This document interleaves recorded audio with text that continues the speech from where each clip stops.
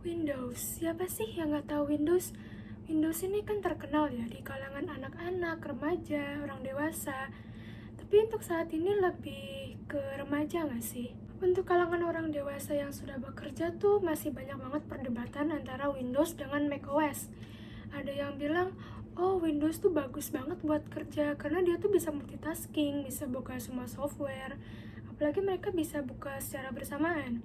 Ada juga yang bilang kalau macOS tuh lebih bagus, rendernya lebih cepet, fitur lebih banyak dan segala macamnya. Kalau di kalangan remaja saat ini tuh banyak banget rata-rata mereka memiliki PC sendiri dan mereka kebanyakan tuh memakai sistem operasi Windows, apalagi yang hobi main games. Dari pengalaman aku selama ini menggunakan Windows untuk bermain game, platform penjualan game seperti Steam, Epic Games, mereka menjual game yang kompatibel hanya pada Windows. Kebanyakan ada juga yang menggunakan atau kompatibel di platform macOS, hanya saja tidak sebanyak platform kompatibel di Windows.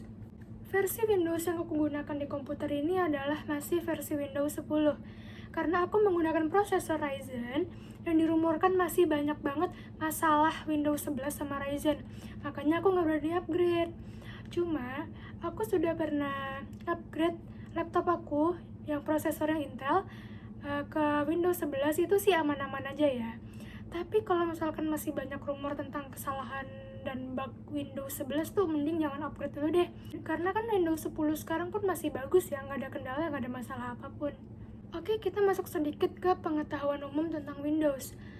Windows ini merupakan sistem operasi yang dikembangkan dan dibuat oleh Microsoft, di mana sistem operasi ini menyediakan antarmuka grafis GUI atau Graphical User Interface agar lebih mudah dioperasikan.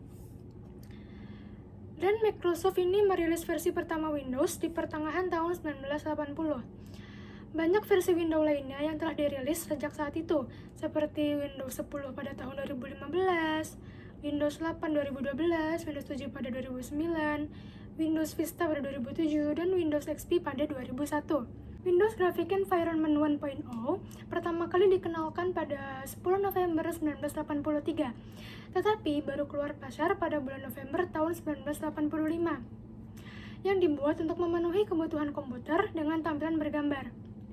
Fungsi Windows diantara lain yaitu menghubungkan antara aplikasi dan perangkat keras sehingga terintegrasi bekerja secara konsisten dan stabil, mengendalikan dan mengelola sumber daya yang sedang dijalankan, termasuk software dan hardware pada komputer.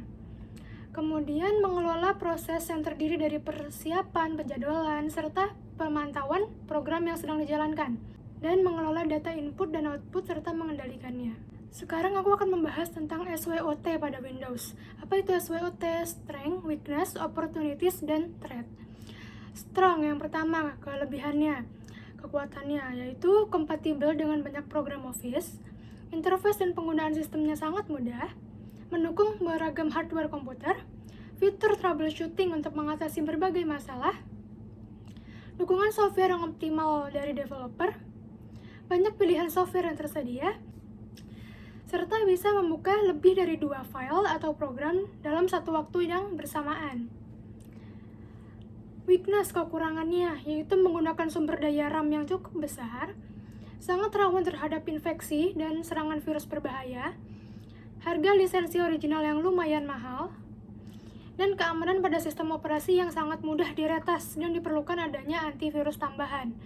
Dan antivirus tambahannya pun itu kadang suka berbayar tiap bulannya. Kemudian opportunitiesnya itu mudah mengakses banyak software yang dibutuhkan dalam bidang pekerjaan seperti Office, software untuk mengedit, membuat gambar 3D, produk 3D, membuat program ataupun game maupun developing aplikasi. Untuk threat-nya, pembahayaannya yaitu memiliki keamanan yang cukup tidak kuat serta mudahnya diretas dan gampangnya masuk virus. Sekarang aku akan menjelaskan apa itu sistem memori. Memori merupakan bagian dari komputer yang berfungsi sebagai tempat penyimpanan informasi. Memori biasanya disebut juga dengan istilah computer storage. Memori adalah salah satu bagian yang terpenting dalam komputer modern yang letaknya berada di dalam CPU. Nah, bagaimanakah itu konsep memori? Memori sendiri dikenal dari kalangan masyarakat itu berarti sebuah ingatan. Definisi memori menurut salah satu ahli yaitu Slameto, ia mengatakan bahwa ingatan adalah penarikan kembali informasi yang pernah diperoleh sebelumnya. Definisi ini masih sangat sederhana karena hanya menekankan pada kemampuan seseorang untuk memunculkan kembali sebuah ingatan atau informasi yang telah diperolehnya di masa lalu.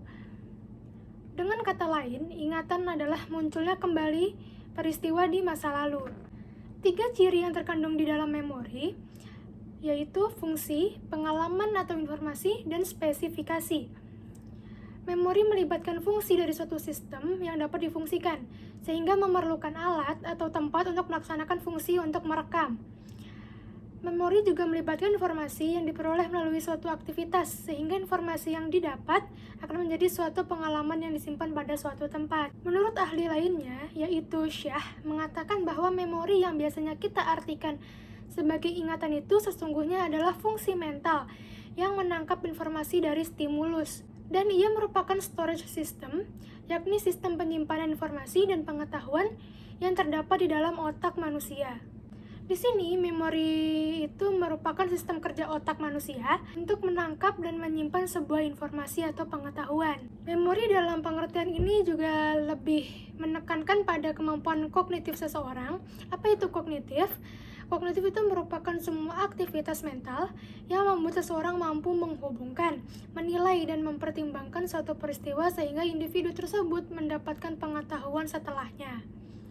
Kembali ke memori, dalam arti lain, memori adalah proses mental yang meliputi pengkodean, penyimpanan, dan pemanggilan kembali informasi dan pengetahuan yang semuanya terpusat dalam otak. Ada 3 kegiatan dalam memori, yaitu pertama, pengkodean. Pada tahap awal, informasi-informasi yang diterima terlebih dahulu diberi kode, tanda, dan pengelompokan. Yang kedua, itu penyimpanan. Setelah informasi tersebut diberi kode, kemudian diteruskan ke penyimpanan. Di tempat penyimpanan, informasi akan bertahan di dalamnya sampai suatu saat dibutuhkan untuk dimunculkan kembali. Tidak semua informasi yang diterima dapat disimpan. Waktu penyimpanan tergantung pada kualitas dan kapasitas tempat yang dimiliki oleh otak masing-masing individu.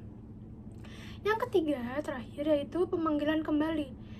Pada tahap ini, informasi-informasi yang telah disimpan tadi dipanggil sesuai kebutuhan masing-masing individu. Cukup sekian dari saya, terima kasih.